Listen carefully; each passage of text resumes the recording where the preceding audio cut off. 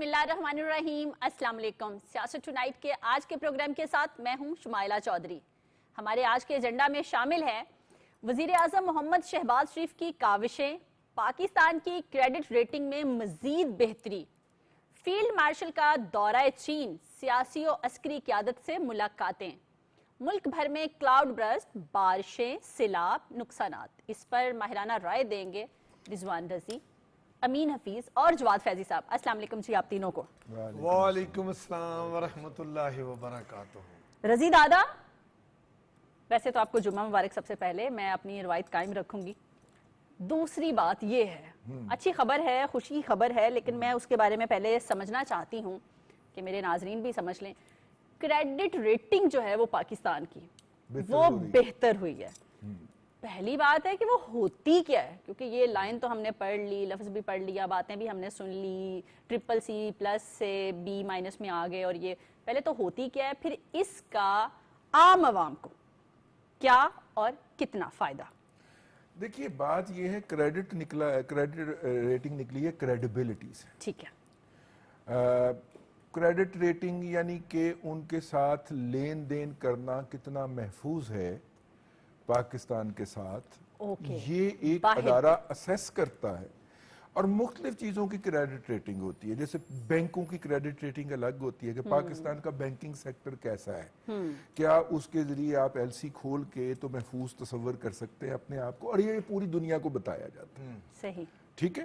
اسی طرح پاکستان کی حکومت کی کریڈٹ ریٹنگ کیا ہے، یہ جو ہے یہ حکومت کی ہے کہ کیا آپ ہر حکومت جو ہوتی ہے وہ لوکل مارکیٹ کے اندر بھی اور عالمی منڈی کے اندر بھی ہر وقت قرض لینے کے لیے اور لیا گیا قرض واپس دینے کے لیے موجود ہوتی ہے ہمہ وقت. ٹھیک ہے. ٹی بلز آکشن ہوتے ہیں اسٹیٹ بینک آف پاکستان کے، ان ٹی بلز کو بینک اور انویسٹمنٹ بینک خاص طور پہ اور انڈیویجولز بائی کرتے ہیں، ان کے اندر انویسٹ کرتے ہیں. وہ سرکار ایک قسم کا لون پکڑ رہی ہوتی ہے لوگوں سے.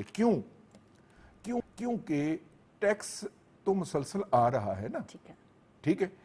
تو ٹیکس مسلسل آ رہا ہے، لیکن سرکار کا خرچہ آج کرنا ہے. ٹیکس لوگوں نے ریٹرن جمع کروانی ہے اس مہینے کی 30 تاریخ کو، تو آج کے دن وہ ٹی بل آکشن کے ذریعے وہاں سے قرض اٹھا لے گی اور 7 دن کے بعد واپس کر دے گی. یہ فائنینشل مارکیٹ کا ہے.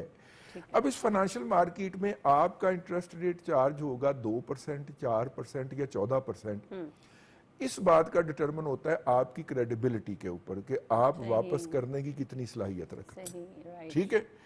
تو پاکستان کی وہ کریڈٹ ریٹنگ جو کہ پچھلے دور کے اندر C- میں جا چکی تھی، ABC، اچھا پھر A+،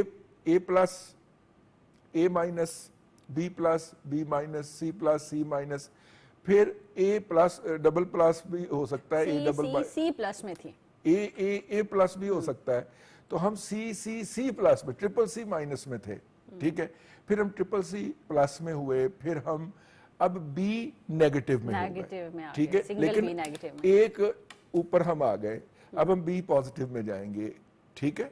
B نیوٹرل بھی ہوتا ہے درمیان کے اندر. تو یہ ریٹنگ کا ایک گمک ہے جو عالمی سطح پہ چلتا ہے. لیکن اس کا مطلب یہ ہوتا ہے کہ اب جو آپ کی سرکار قرض لے گی اس کے اوپر کم شرح سود ادا کرنا پڑے گا عالمی لیول کے اوپر. کریڈیبلٹی سے ایک چیز یہ بھی میئر کی جاتی ہے کہ چونکہ اس ملک کی معیشت کا پہیہ گھومنا شروع ہو گیا ہے، تو لہٰذا یہ معیشت پیداواریت کرے گی، پروڈکٹیوٹی ہوگی، GDP میں اضافہ ہوگا. ٹھیک ہو گیا. اچھا، اس وقت بعض لوگوں کا خیال ہے کہ پاکستان کے روپے کے مقابلے میں ڈالر کی جو قدر ہے وہ 276 یا 274 روپے نہیں بنتی، بلکہ وہ 212 سے 218 روپے کے درمیان بنتی ہے. اگر آپ اپنے ڈالر کو یا ہم اپنے ڈالر کو یا ہمارے جو مینیجرز بیٹھے ہوئے ہیں وہ یہ کریں اور IMF ہمیں اس امر کی اجازت دے دے، تو ہمارا GDP آج کے دن کے اندر $550 ارب ہے، جو کہ ہم $411 ارب پہ بیٹھے ہوئے ہیں، کیونکہ ری ویلیو ہو جائے گا نا ڈالر. آپ پہلے 200 اور 76 ارب روپے کی چیز باہر بھیجتے ہیں تو آپ کو $1 ملتا ہے. اب اتنی ہی سادہ زبان میں یہ بھی بتا دیں کہ عام عوام کو کیا اور کتنا فائدہ ہوگا؟ عام عوام کو یہ فائدہ ہوگا یا میرا ہوتا انٹرسٹ تو ہے، عوام میں ہے نا۔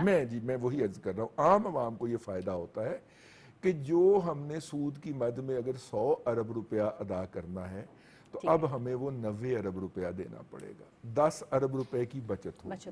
جب سرکار کے پاس وہ 10 ارب روپے کی بچت ہوگی تو ہم انہیں کہیں گے کہ بھائی یہ آپ اس کو، ہم مطالبہ کریں گے عوام الناس کہ آپ اس کو اس جگہ پہ استعمال کریں، اس جگہ پہ استعمال کریں۔ یہ آپ ذہن میں رکھیے گا کہ پاکستان کا جو اپنا قرض ہے وہ تقریباً 70% سے زیادہ کر لیتے ہیں احتیاطاً، وہ لوکل بینکوں کا ہے۔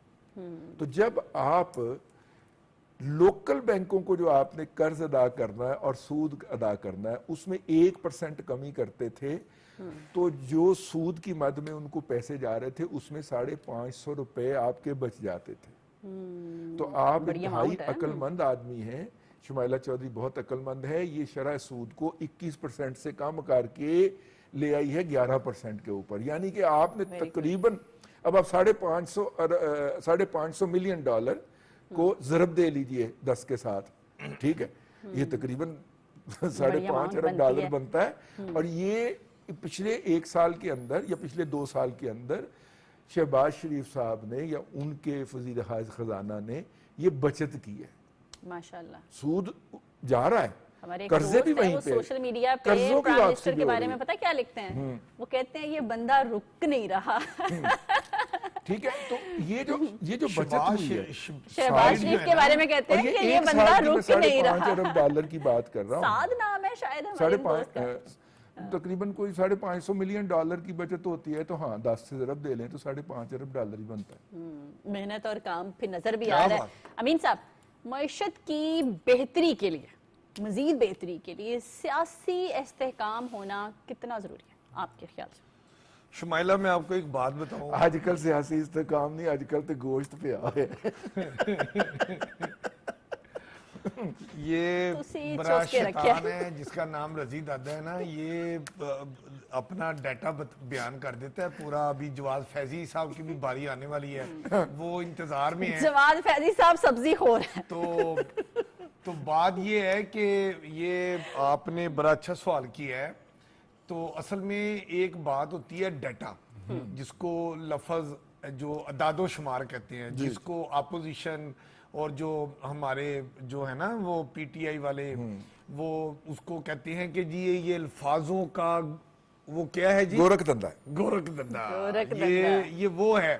اور جب یہ اقتدار میں ہوتے تھے نا تو اسی گورکھ دندے کو کہتے تھے کہ جناب ہم نے معیشت اتنی مضبوط مستحکم کر دی ہے۔ یہ کب کہا انہوں نے؟ یہ ایسے الفاظ استعمال کرتے تھے، اور جب وہ مصوف گئے تو اپنی زبان سے ہی کہہ گئے کہ ہم نے ایسی خاردار تاریں، ایسی مائنز، ایسا سسٹم بچھا دیا ہے، آئے ہائے ہائے ہائے، یہ منہ کے بل گریں گے اور یہ پوری دنیا میں بدنام ہو جائیں گے، ان کی جیب میں 2 روپے نہیں ہوں گے اور یہ ڈیفالٹ کر جائیں گے۔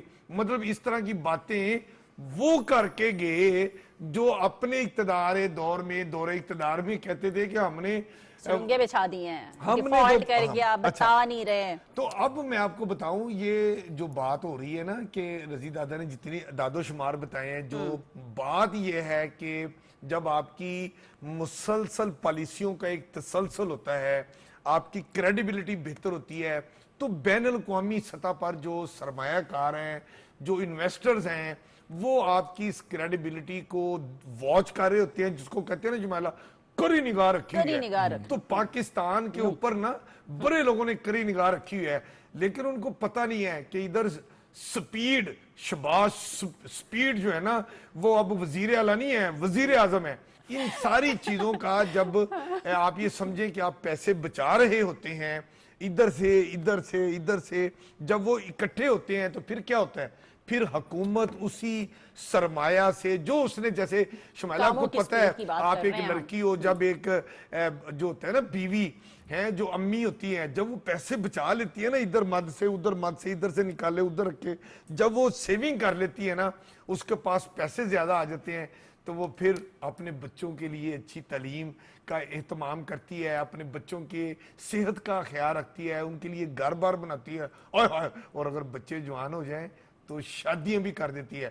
اسی طرح جب حکومت کے پاس پیسے آتے ہیں وہ اسی رقم سے ترقیاتی کام کرتے ہیں, اپنی گڈ ول پوری دنیا میں بناتے ہیں. اور یہ گڈ ول ہونا کسی بھی مملکت کا بہت ضروری ہوتا ہے. اگر آپ کی گڈ ول نہیں ہے, آپ انٹرنیشنل لیول پہ, نیشنل لیول پہ لوگ آپ کو کہیں کہ جناب ان کے تو اخراجات بہت ہیں, ان کی آمدنی کچھ نہیں ہے, یہ دنیا سے پیسے مانگتے رہتے ہیں, ان کی جو بیلنس شیٹ ہے وہ خراب ہو گئی ہے, تو رضی دادا پھر آپ کا سروائیو کرنا بہت مشکل ہو جائے. ہاں, پھر آپ کو لوگ دیتے بھی نہیں. ایک بات میں یہاں پہ کر دوں, بہت پروپیگنڈا ہو رہا ہے, یہ بات نوٹ کی گئی کہ پاکستان کے اندر جی 500 ٹیکسٹائل ملیں بند ہو گئی ہیں. یہ ایک جماعت کے سوشل میڈیا نے بہت, کہاں سے آ رہا ہے؟ پہلی تو بات یہ ہے کہ آل پاکستان ٹیکسٹائل مل ایسوسی ایشن کے جو کل ارکان کی تعداد ہے وہ 378 یا 398, 500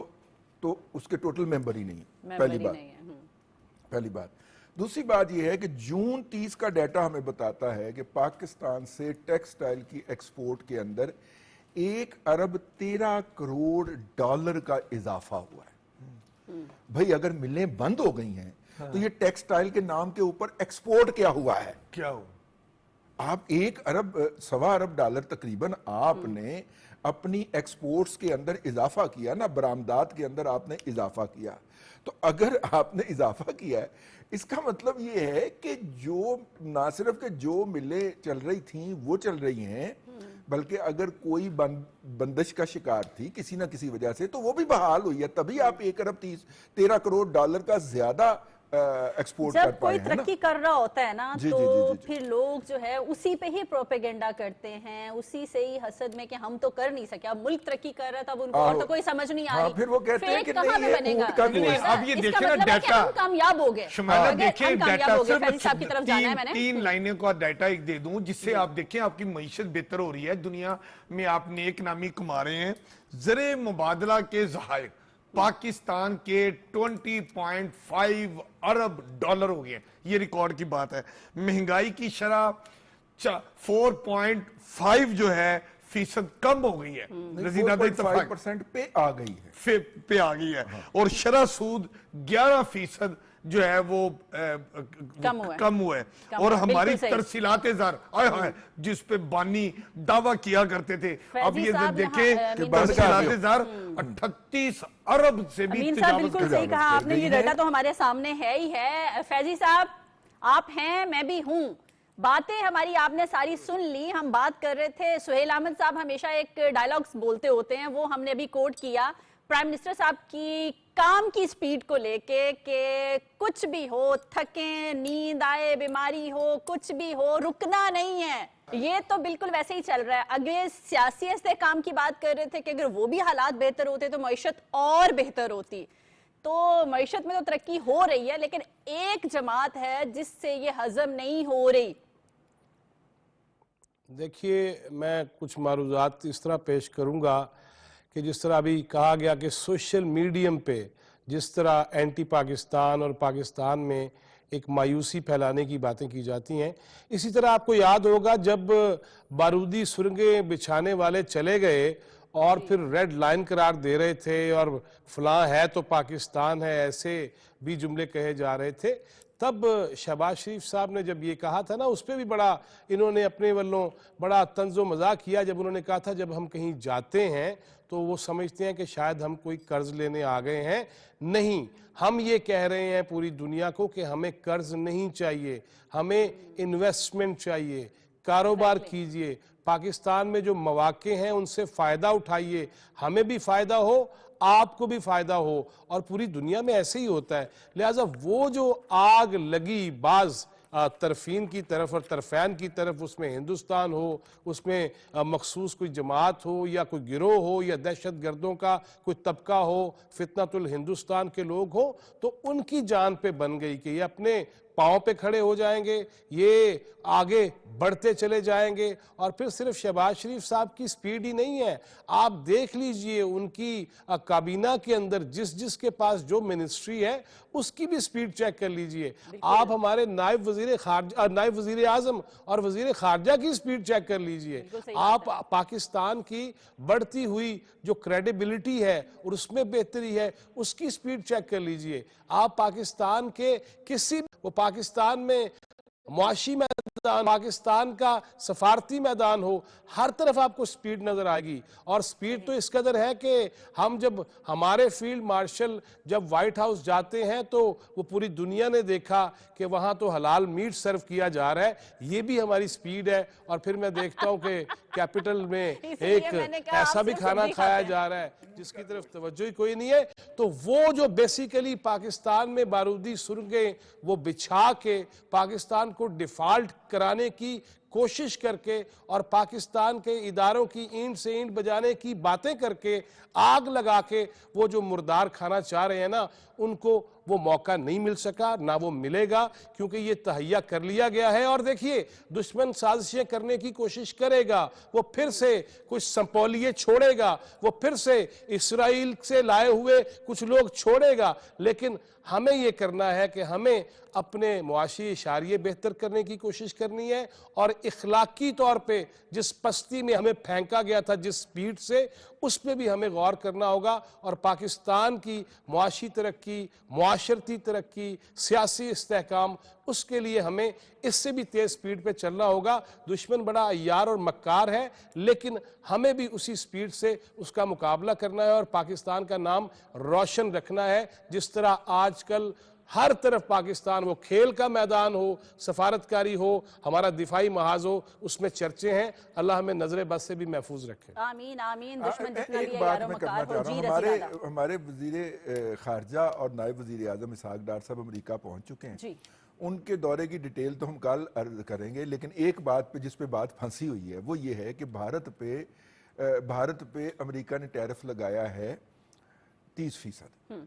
ठीक है, तो हम पे तवक्को है कि तकरीबन कोई 26% लगने जा रहा है। ठीक है, और 30% भी मेरा ख्याल रज़ी दादा लगाते हुए ट्रंप ने बोला कि याद रखना इसलिए लगा रहा हूं कि मैंने तुम्हें पाकिस्तान से बचाया है। हमने उन्हें कहा मुझे ज़राए ने बताया, हमने कहा जी ये 4% हमारे साथ मोहब्बत क्यों की है? तो उन्होंने हंस के कहा कि आपने 4 त्यारे गिरवाए थे। हमने कहा जी त्यारे तो हमने 8-6 गिरवाए, 7 गिरवाए, 7 गिरवाए हैं, 6 वो माने हैं, बाकी वो मानेंगे। इसका मतलब है हमारा तो अब इसके ऊपर फटा पड़ा हुआ है कि नहीं जनाब, अगर त्यारों की बात है तो वो तो हम आपको 7 गिनवा देते हैं। हमारे टैरिफ में भी कमी होगी, लेकिन यहाँ पे सही लेंगे बात। छोटी सी ब्रेक, वापस आते हैं, यहीं से कंटिन्यू करेंगे। Stay with us.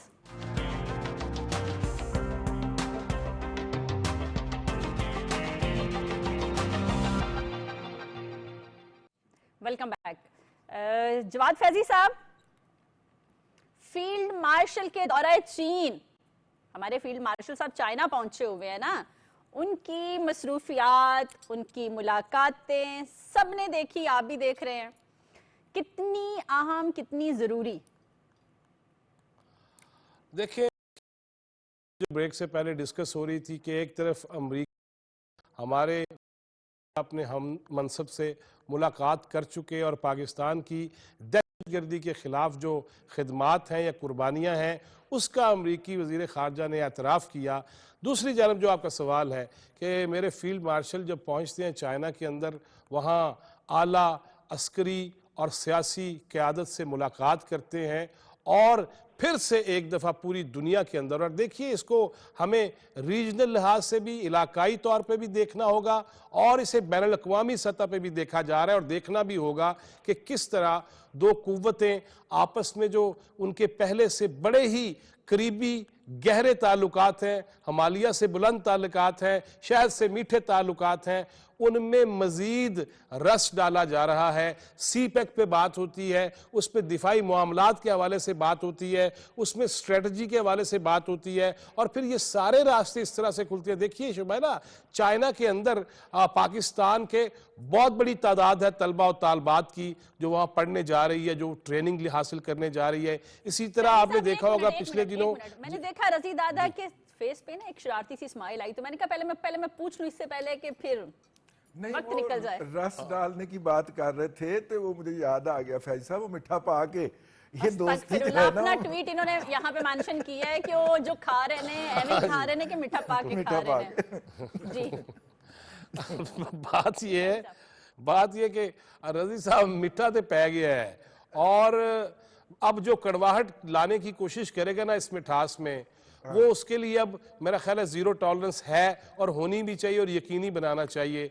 अब पाकिस्तान के वो जिस तरह CPEC को रोल बैक करने की कोशिश की गई, जिस तरह ताल्लुकात हर रोज एक मुल्क के साथ हमारे ताल्लुकात निचली सतह पे आ रहे थे, और हम सिर्फ लोगों को बुला के, और वो भी नहीं ख्याल रखते थे कि सफारती आदाब क्या है, टांग पे टांग कैसे रखनी है, खाना कब शुरू करना है, कब खाना है और किस तरह बैठना है। हमें तो उस हवाले से भी बड़ी सुबकी का सामना करना पड़ा। लेकिन मैं जिस तरफ आना चाहता हूँ, ये वो दौरा है फील्ड मार्शल का जिसके बाद एक नई जहद का आगाज होगा, और ये भी वाज़े पैगाम चला गया पूरी दुनिया को, ख़ास तौर पे हमारे हमसायों को, कि कोई भी ऐसी हरकत अब न करना मजीद, वगरना मामलात कहीं दूर तक चले जाएंगे। अमेरिका से लेकर चीन तक मामलात सबके सामने आ गए। फील्ड मार्शल के दौरे में जो ख़ास तौर पे ट्रेनिंग के हवाले से, दहशत गर्दी के हवाले से, या दुश्मनों के मजमूम मकासद के हवाले से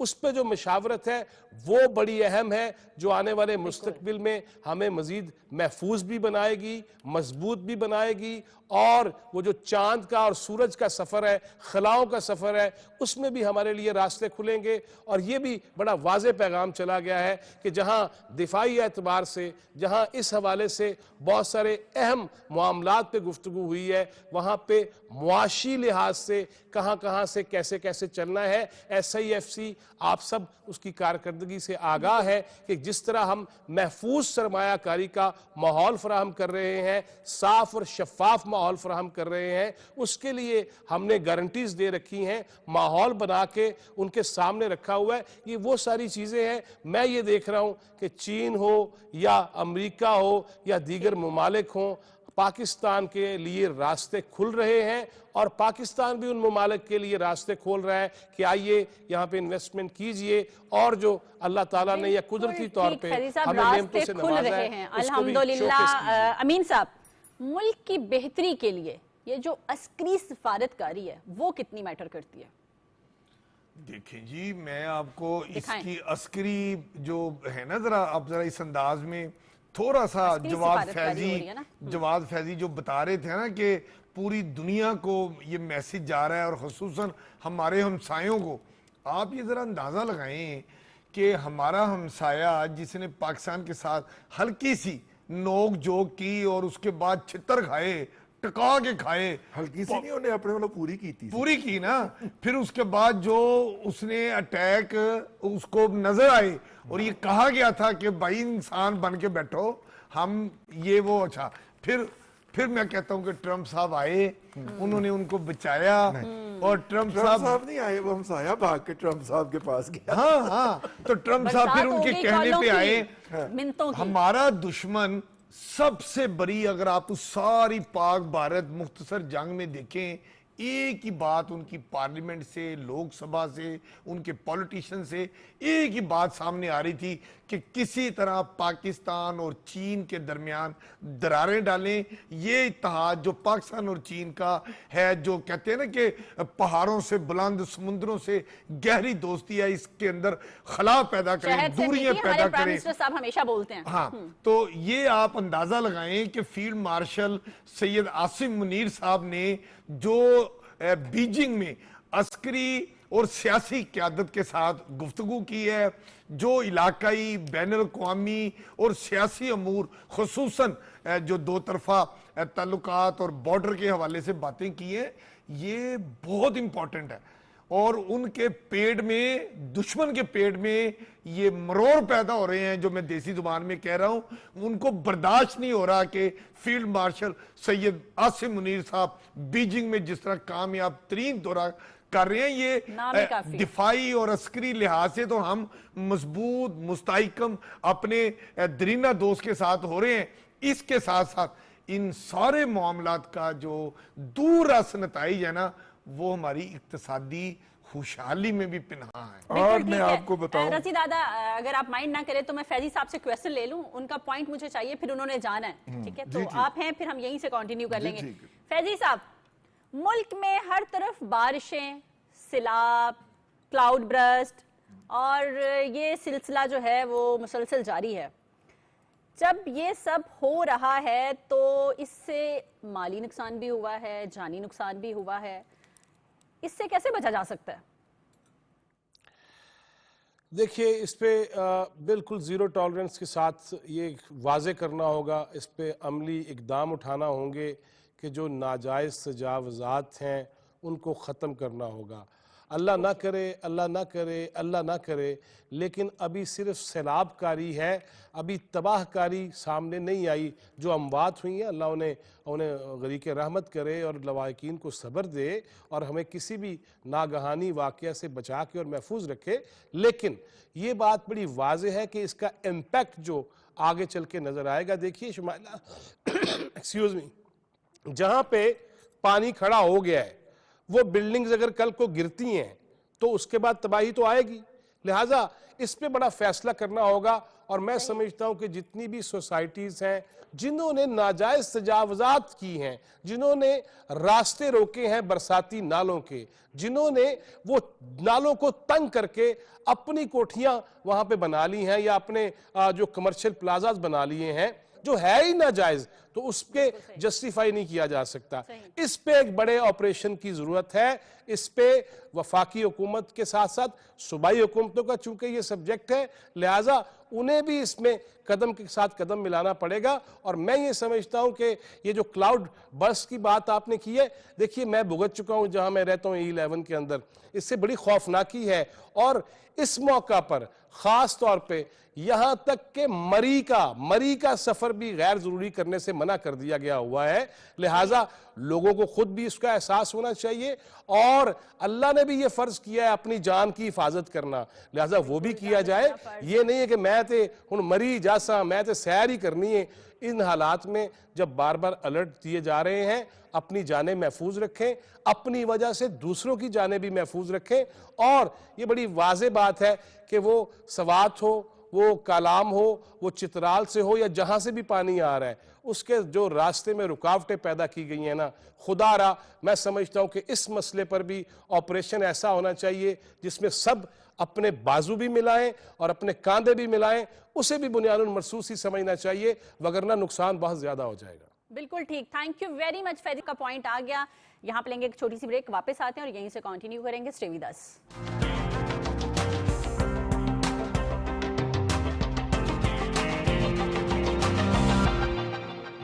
ویلکم بیک. پروگرام میں ایک بار پھر سے خوش آمدید. رضی دادا, بڑا ویٹ کروایا آپ کو, آج فیضی صاحب والا بدلہ لیا آپ سے جو آپ ہمیشہ ان کو ویٹ کرواتے ہیں. فیلڈ مارشل صاحب کی بات ہو رہی تھی, ان کے دورہ چین کی بات ہو رہی تھی, ملاقاتوں کی, اور اس کے علاوہ جو یہ ٹائمنگ ہے فیلڈ مارشل صاحب کی چائنا جانے کی, یہ میٹنگز کی, وہ کتنی اہم ہے؟ اس پہ آپ نے اسمائل دی ہے, میں نے نہیں دی, میں نے سیریس بات دی. اس کی وجہ یہ ہے کہ یہ میرے ذہن میں یہی بات تھی جو میں کرنا چاہ رہا. آپ کی شرارت ہم سمجھ جاتے ہیں, میرے پروڈیوسر صاحب بھی سمجھ جاتے ہیں. یہ جو ان کا یہ دورہ ہے, یہ بیسیکلی پرائم منسٹر شہباز شریف صاحب کے دورے سے پہلے کا تیاری کا دورہ ہے. یہ بات آپ ذہن میں رکھیے, اور یہ بات بھی آپ ذہن میں رکھیے کہ اس وقت حافظ صاحب جو ہیں, سید عاصم علی شاہ صاحب فیلڈ مارشل, وہ ایک ٹرافی ہیں. بے شک انہوں نے دوسری جنگ عظیم کے بعد ہونے والی سب سے بڑی ایئر بیٹل وہ جیتی ہے, وہ اس کے کمانڈر تھے. بالکل, فورتھ جنریشن. اور وہ ہم نہیں کہہ رہے کہ انہوں نے جنگ جیتی ہے, پوری دنیا کہہ رہی ہے, دشمن بھی کہہ رہے ہیں. ٹھیک ہے, دنیا کی سب سے بڑی جو سپر پاور ہے, جس کے پاس اتنے مصنوعی سیاروں کا جال ہے کہ وہ ایک ایک انچ آپ کا دیکھ سکتی ہے, وہ ہمارا بھی اور ہمارے ہمسائے کا بھی, ان کا کہنا ہے کہ پاکستان جنگ جیتا ہے, اور اس جنگ کے سپہ سالار حافظ صاحب ہیں. تو پہلے 4-5 ممالک میں جہاں پہ بھی گئے ہیں ہمارے وزیر اعظم صاحب, وہاں پہ ان کو ساتھ لے کے گئے ہیں. اور مجھے کسی نے کہا کہ جناب یہ آپ ساتھ کیوں لے کے جا رہے ہیں؟ میں نے کہا بھائی وہ ٹرافی ہے, ہاں یس یہ جس طرح آپ ورلڈ کپ جیت کے آتے ہیں سب کو دکھاتے ہیں. 92 میں ایک شیشے کا مرتبان بھی ساڑھے گلے پہ آ گیا قوم دے, وہ آپ ٹرافی ساتھ میں لے کے جاتے ہیں, ٹھیک ہے نا, مرتبان سے 4-5 اے شیشے کا مرتبان نہیں گا پائی گا, اے برود ہی گا یہ, ٹھیک ہے, وہ لے کے گئے ہیں ساتھ میں. پہلے تو جو میزبان ہیں انہوں نے کہا کہ آپ تو لیٹ آئیں گے اگلے ماہ, ذرا ٹرافی پہلے بھیج دیجئے. ایک تو بات اس کو ذہن میں رکھ لیجئے. دوسرا, اگر میں آپ کو یاد دلاؤں تو پاکستان میں ایک دہشت گردی ہوئی تھی, چائنیز کو ٹارگٹ کیا گیا تھا. ایک ہی دن میں داسو جانے والے انجینئرز کی بس کو ہٹ کیا گیا تھا, اور کراچی میں چائنیز انجینئر کی بس کے اوپر حملہ کیا گیا تھا ایک ہی دن کے اندر. اچھا, آج کا دن ٹارگٹ تھا. آج ہم 25 ہے, 25 جولائی, آج 25 جولائی کے دن پھر یہ طے کر رکھا تھا دہشت گردوں نے کہ انہوں نے انہی 2 جگہوں کے اوپر ہٹ کرنا ہے. تو پاکستان کے جو ہیں, میرا مطلب ہے بہادر لوگ ہیں یا جو ذمہ دار ہیں, انہوں نے ذمہ داری کا ثبوت دیا اور اس دہشت گردی کو وقت سے پہلے ہی کر دیا. تو ہم نے جا کے انہیں یہ بھی بتانا ہے کہ دیکھیے, ہم کہتے نہیں ہیں کہ ہم چائنیز کو سیکیورٹی دیں گے, یہ ہم نے کر کے دکھا دیا پریکٹیکلی. یہ پوری سازش تھی. اور آپ یہ دیکھیے کہ پاکستان کے اندر دہشت گردی کے اندر اس دن سے بہت تیزی آئی ہے جس دن سے ایران اسرائیل جنگ بند ہوئی ہے. میں یہ بات پوری ذمہ داری کے ساتھ عرض کر رہا ہوں, آپ کرونالوجیکل آرڈر میں پڑھ لیجئے, ٹھیک ہے. جو میرے جیسے لوگ کہتے ہیں کہ یہ جو سابق فاٹا اور موجودہ KPK کے اندر جو دہشت گردی ہو رہی ہے, جس کے اندر وہ جدید ترین کواد کاپٹر استعمال کرتے ہیں مطلب ناکوں پہ حملہ کرنے کے لیے, اس کے پیچھے, جبکہ اس وقت افغانستان کی حکومت بھی ہمارے ساتھ آن بورڈ ہو, ایران کی حکومت بھی آن بورڈ ہو, تو پھر ان کو سپورٹ کہاں سے آ رہی ہے, ان کو سپلائیز کہاں سے آ رہی ہیں. تو جس کی ایران کے ساتھ جنگ تھی, ہمیں اس کے اوپر بھی نظر رکھنے کی ضرورت ہے کہ وہ ہمیں سبق سکھانے کے لیے ادھر کود پڑے ہیں. ایک تو یہ بات ذہن میں رکھنی چاہیے. یہ میری رائے ہے, آپ کو اس سے اختلاف کا پورا حق ہے. اچھا, دوسری بات یہ ہے کہ ایک اور بھی خوشخبری آپ کو مل سکتی ہے, اگرچہ اس کی پرناؤنسمنٹ جو ہوگی وہ پرائم منسٹر کے دورے کے دوران ہوگی, لیکن مجھے جو بتایا ہے, جو ذرائع نے بتایا ہے, وہ یہ ہے کہ سی پیک کے دوبارہ بحالی کا یا دوبارہ شروع ہونے کا بھی اعلان آپ سن سکتے ہیں. اچھا, ٹھیک ہے, اس کے اندر, اور پورے بھرپور طریقے سے فل تھروٹل اعلان سن سکتے ہیں. اور نہ چائنا کے پاس انویسٹمنٹ کے لیے ڈالر کی کمی ہے, اور نہ ہمارے پاس کچھ سارے منصوبے ہمارے مکمل ہو گئے ہیں کہ ہمیں ضرورت نہ پڑے. ہم نے صرف ان کو سیکیورٹی کی یقین دہانی کروانی ہے, جس کے لیے ہمارے سپہ سالار فیلڈ مارشل صاحب پہلے وہاں پہ موجود ہیں اور پورے ثبوت کے ساتھ موجود ہیں کہ یہ دیکھیے یہ ہو رہا تھا اور ہم نے یہ کیا ہے. ٹھیک ہے, ایک تو یہ بات ہو گئی. دوسری بات یہ ہے کہ ہمارے فیلڈ مارشل صاحب نا اس وقت پچھلے دنوں ہم نے 7 دن کے لیے اپنی ایئر سپیس بند رکھی ہے. تو ہمیں کوئی شوق ہے ہم نے بند رکھی ہے؟ نہیں, ہم ایک بڑی کمپریہنسو ایکسرسائز کر رہے تھے. اس ایکسرسائز کا نام الفجر ایکسرسائز تھا. اس الفجر ایکسرسائز کو چائنا کی بھی اعلیٰ قیادت دیکھنے کے لیے آئی ہوئی تھی اور ترکی کی بھی اعلیٰ قیادت دیکھنے کے لیے آئی ہوئی تھی, اور ہم نے چائنا اور ترکی کی آنکھیں کھول کے رکھ دی ہیں. اے کی کیتا ہے تسی, ایسی جو ہم نے کر کے ان کو دکھایا ہے اپنی مہارتوں کا اظہار. اور امین حفیظ صاحب ساری کی ساری لوکل ڈیولپ کی ہوئی, ایسے ہی ہے ماشاءاللہ. ٹھیک ہے نا بھائی, اٹلی جو ہے وہ ریڈار بنا کے تو سب کو دیتا ہے, لیکن اذان قریشی جو ہے ہمارا پائلٹ, جو کہ JF تھنڈر لے کے گیا لندن, ٹھیک ہے نا, UK گیا ہے, قریشی صاحب نے وہاں پہ جا کے یورو فائٹر لاک کر لیا ہے. کیا بات ہے, ٹھیک ہے نا. تو میرا مطلب ہے انہوں نے منہ کھلے رہ گئے کہ آپ نے یہ کس کے ذریعے کیا. انہوں نے کہا جی ہمارا جو اس کے اندر لگا ہوا ریڈار ہے, تو انہوں نے کہا یہ اس ریڈار کی یہ کیپیسٹی تو نہیں ہے. تو انہوں نے کہا ہم نے اس کو خود امپروو کیا ہے. یہ بات ہے. टेक्नोलॉजी, आखिरी बात, टेक्नोलॉजी वहीं पे है और उन लोगों को देखिए ना, PL-15 की रेंज क्या है जी, 145 किलोमीटर, और भारत का पहला किल कितने किलोमीटर पे हो रहा है, 193 किलोमीटर पे। एक ही हो गया, ठीक है। उनको तो अभी उम्मीद ही ये नहीं थी ना, एक्सरसाइजेस वो ऐसे तो हुई सोच कहाँ भी पे नहीं हैं? सकते थे। ये अभी जो एक्सरसाइज प्रैक्टिस हुई है ये कहाँ पे हुई है? ये भारत के बॉर्डर से 700 मीटर अंदर हुई है। हाँ। यानी आप अंदाजा करें कि भारत भी फौजी एक्सरसाइज कर रहा है, बॉर्डर से 400 किलोमीटर दूर कर रहा है, और पाकिस्तान का सिपा सलार उन मशकों के इख्तिताम के ऊपर जो खिताब कर रहा है वो भारत के वहीं बॉर्डर से 1 किलोमीटर भी नहीं, 0.25 किलोमीटर, 700 मीटर दूर खड़े होकर खिताब कर रहा है। आप इस कॉन्फिडेंस के लेवल को चेक करें जरा। ये बात है। उन्होंने और ये कहा confidence पाकिस्तान के जो है- सिपा सलार की अगर आवाज हमारे कैडेट ने सुन ली तो वो बेचारे ये जो उड़ा रहे हैं ना इससे भी जाएंगे। वो ये 300 कॉन्फिडेंस हमने दिखाने के लिए भेजा है यहीं पे दूर चाइना चले को गए। कि ए कॉन्फिडेंस ही है साढ़े को, ठीक है ना, प्लीज। अमीन देखो साहब। जी, मेरे कानों में तो वो अल्फाज गूंज रहे हैं सिपा सलार के, अमीन जिन्होंने बलूचिस्तान के इशू पे ये कहा था कि क्या ये 1500 लोग कहते हैं कि हम इसमें कामयाब हो जाएंगे, उनकी 10 नस्लें भी इसमें कामयाबी हासिल नहीं कर सकती, और हमें पता है कि हमने कहां से किसको हिट करना है और अपने वतन की एक एक इंच मिट्टी को किस तरह उसकी हिफाजत करनी है। सिपा सलार ने जो कहा करके दिखाया, दुनिया अमीन ने साहब, मौसमियाती तब्दीलियों की बात हम कर रहे थे, फैजी साहब से हमने बात की, जो सैलाब, बारिशें, क्लाउड बर्स्ट सब चल रहा है, इसमें क्या अवाम का कोई फर्ज नहीं है कि एहतियाती तदाबीर पर अमल करे, और जब पता है ये सभी चीजें आ रही हैं तो पहले से कुछ प्लान करके अपना रखें? आम अवाम का भी तो कुछ फर्ज है ना। शमाइला, मैं आपको बताऊं, पहले बारिशें हमेशा से बारिशें होती आई हैं, मूनसून भी शुरू होते हैं, सैलाब भी उसके साथ आते हैं, दरियाओं में तुगयानी भी आती है, मतलब फिर वो लोग जिनके घर दरियाओं के ऊपर या नदी नालों के ऊपर या गंदे नालों के ऊपर बने होते हैं, जिन्होंने तजावजात की मद में अपने आप को कहां तक ले गए होते हैं, फिर जब पानी अपना असली रास्ता दिखाता है तो फिर लोगों को पता चलता है कि उन्होंने गलतियां की हैं। पहले और तरह के मामलात ये सैलाब के, मूनसून के होते थे।